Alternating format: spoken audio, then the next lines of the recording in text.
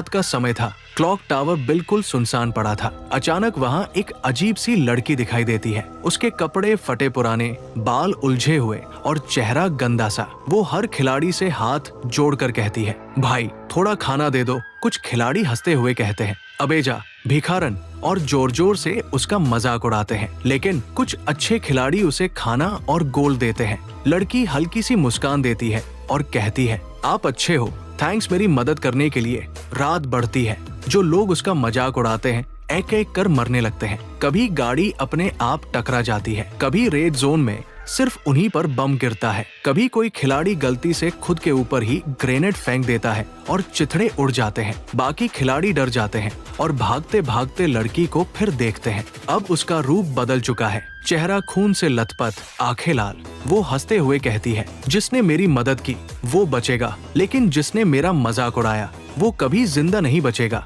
लड़की कैमरे की तरफ घूरते हुए आती है। स्क्रीन ब्लैक हो जाती है और पीछे से सिर्फ उसकी डरावनी हंसी सुनाई देती है। क्या तुम मदद करोगे इस वीडियो को लाइक, शेयर और सब्सक्राइब करके, या मजाक उड़ाओगे?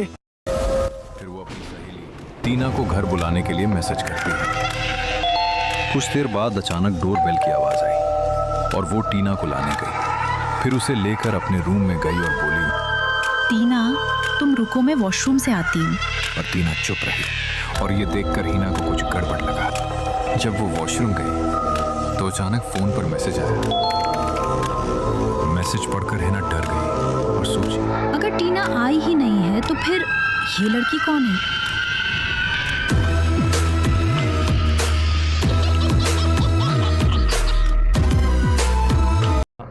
रास्ते में एक सुनसान मोड़ पड़ा। जैसे ही राइस्टर वहां पहुंचा, उसे सड़क किनारे एक आदमी खड़ा दिखा।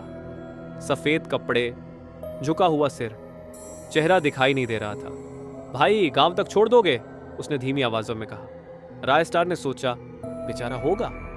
वो उसे पीछे बैठाकर चल पड़ा। कुछ दूर जाने के बाद विक्रम को महसूस हुआ पीछे बैठा आदमी बहुत ठंडा था और उसकी परछाई और सड़क पर नहीं पड़ रही थी।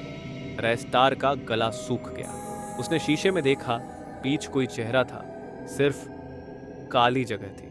अचानक बाइक बंद हो गई, चारों तरफ सन्नाटा।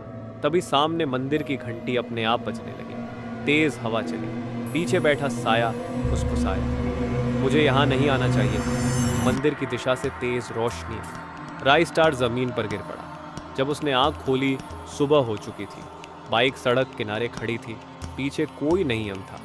राइस्टर समझ गया कि जहाँ हनुमान होते हैं वहाँ कोई बुराई टिक नहीं सकते।